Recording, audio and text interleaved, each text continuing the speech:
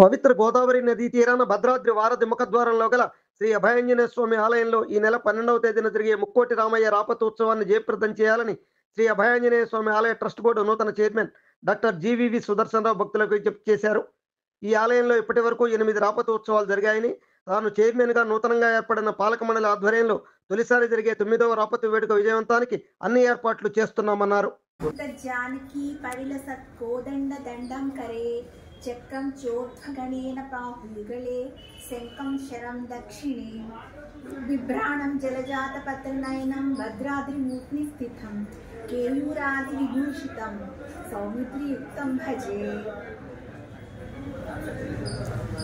ఈరోజు ఈ అభయాంజనేయ స్వామి గుడికి చైర్మన్గా ఎన్నుకున్నందుకు ఎమ్మెల్యే గారికి, మిగతా ట్రస్ట్ బోర్డు మెంబర్స్కి, ఈ ఆలయ నిర్వాహకులకు, పురప్రముఖులకు నా శుభాభివందనం. ట్రస్టీగానే కాకుండా యాజ్ ఎ డాక్టర్గా, భద్రాచల వాసిగా గత 8 సంవత్సరాల నుంచి రాపత్ సేవని ఈ అభయాంజనేయ స్వామి గుడిలో ఈ అందరి పురప్రముఖులు, టెంపుల్ యొక్క ఆఫీసు పేరర్స్ అందరి సహకారంతో మా శక్తి కొలది ఘనంగానే చేస్తున్నామని అనుకుంటున్నాను. ఈ సంవత్సరం కూడా అదేవిధంగా 9వ సంవత్సరం ఇది. ఈ సంవత్సరం కూడా అదేవిధంగా స్వామివారి సేవల్ని నా శక్తి కొలది చేయాలని సంకల్పించాము.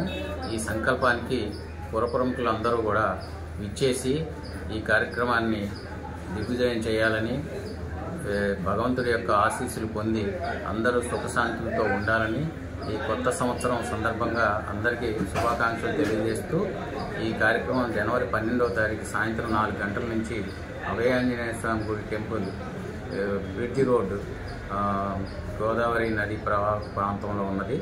దీనికి అందరూ ఇచ్చేయవలసిందిగా అందరినీ ఆహ్వానిస్తున్నాను. నమస్కారం. జై శ్రీరామ్. జై శ్రీరామ్.